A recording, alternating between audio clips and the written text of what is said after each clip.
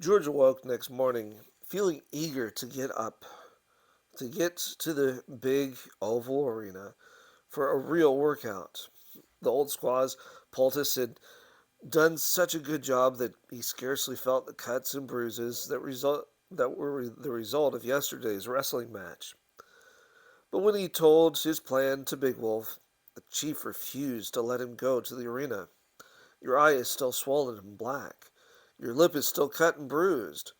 The gash on your cheek has not yet healed. You will wait until your face is better. And without waiting to hear George's protests, the chief walked into the village. What could George do but obey?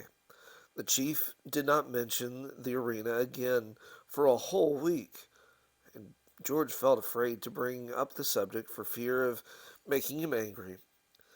Then one evening, as George sat brooding in the wigwam, Big Wolf again came to him. Does young Brave wish to try the arena again?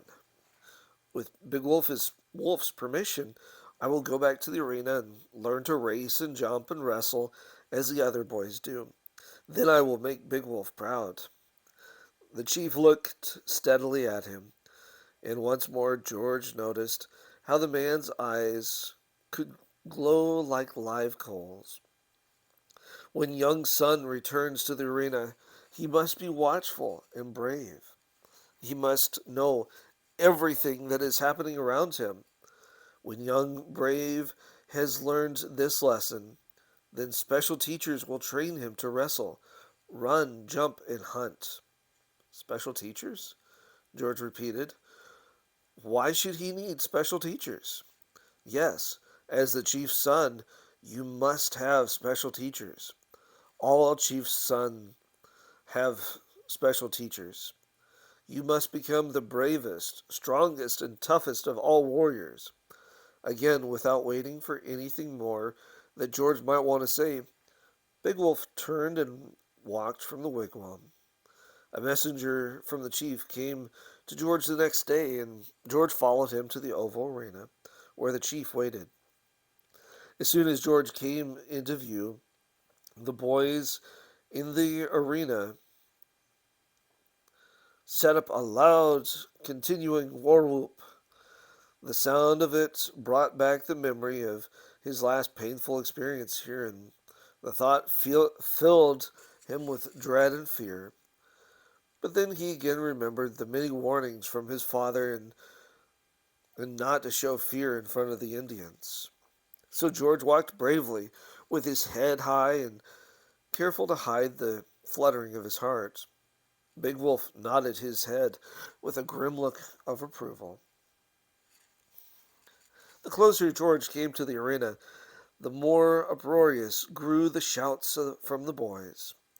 But George continued to walk firmly and quietly, carefully surveying the scene with a calm face. He saw that the shouts came from 100 boys who had gathered to watch him.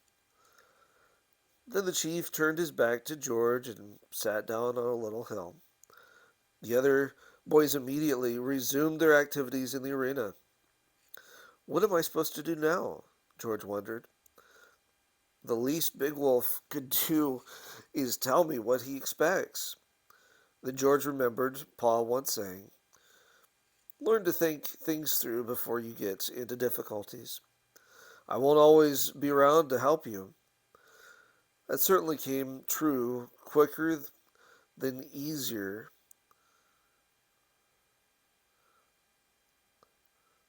in than either of us expected, George thought sadly. Pa is nowhere around, and Big Wolf sure doesn't intend to give me any help now. He's just waiting to see what I'll do myself. George moved a few steps ahead of the chief and sat down on the ground by the arena.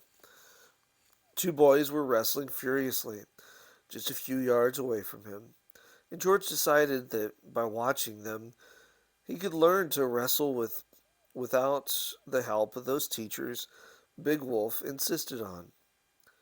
This is a pretty good place to sit, George assured himself. Nobody can get me here. Big Wolf's behind me. and he won't let anybody grab me from the rear. George gave his whole attention to the wrestlers, thinking he'd learn some pointers in a hurry. He noted how they dodged and turned to avoid one another's kicks and thrusts, and he was amused at how strong they were in the amount of pounding they could take. Within a few minutes, George was totally engrossed, forgetting everything else around him. Suddenly, the light was blotted out as a rough hand clamped hard over George's eyes. Other hands were grabbing his feet, and the next thing he knew, he was dropped headfirst into a vile smelling leather bag. It happened just as neatly as Ma used to plop a pillow into one of her clean, hand woven pillow slips. George cried out angrily and struggled to turn himself upright. He thrashed out with his arms and legs. He even tried to bite his way through the bag, but only ended up with a tongue full of dirty hairs. Despite all his thrashings, he was still upside down in the bag, and his neck felt as though it would break in two. He finally wore himself out and lay quiet, but uncomfortable in the bag. He could tell that he was being carried around and around, and he heard rude shouts of laughter coming from the braves, who he imagined had once more stopped their games to watch him be made a fool. Oh, why didn't I keep a more careful watch? George asked himself. Whatever made me think that Big Wolf would do my watching for me from the rear? Didn't he tell me yesterday I must be alert to all things? Now George noticed that the cries from the arena were growing faint, and whoever carried him no longer tossed him about so roughly. They must be taking him someplace else. But where? Finally, the sack set down on the ground, and George crawled backward to get out. At first, he could not see in the dimness. Then he gradually realized that he was back in his own wigwam. He rubbed his eyes. Whoever carried him there had already disappeared, and so had the sack. He looked to the doorway and found Big Wolf standing there, his arms folded across his heaving chest, and his eyes glaring at George with a scornful look. Big Wolf continued to stare at him for a long time, and George wished he could get back into that hateful sack to hide himself and his shame. Finally, the chief spoke. Chief's son is like weak rabbit. He thinks he is brave, but he will not be watchful. Chief's son is a papoose. Then he disappeared through the doorway of the wigwam, leaving George alone. For several days, George felt so ashamed to venture outside. He often heard Inwa playing nearby, but he didn't join her. Once each day, the old squaw brought him some food and water, but she said no word to him. When Big Wolf came in at night to sleep, George would pretend that he was already asleep to avoid facing the disappointed chief. One day the chief again sent for George, and he followed the messenger back to the arena. Another man stood beside the chief, a man who looked almost as sturdy and strong as the chief. George soon learned that this man was to be his special teacher, and George felt grateful that he would at least have someone to tell him what he was expected to do. Big Wolf shouted a short command toward the arena, and a boy emerged from the group of playing braves. George recognized him as the same boy he had wrestled with the first time. The boy gave George a quick smile, but George thought it looked more like a sneer. It was as though he were saying, "Here's one I can step on as easy as a baby owl." George told himself, "Well, I must do better today."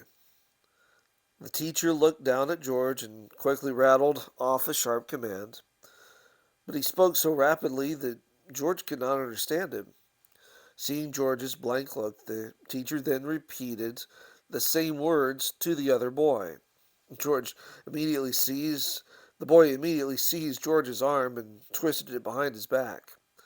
He let go, and the teacher again gave the command to George. Now George understood what to do. He seized the other boy's arm and twisted it, just as his own had been twisted behind his back. Now the teacher gave another command, and the boy stepped forward and threw George lightly to the ground. He did it two more times, and then the teacher gave the command to George. George leaped toward the other boy and threw him to the ground, using the same hold that the boy had used to throw him. And so the lesson continued.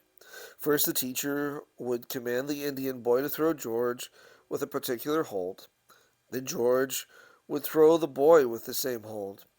George learned quickly, and he could tell from their expressions that both the teacher and the chief were pleased with him.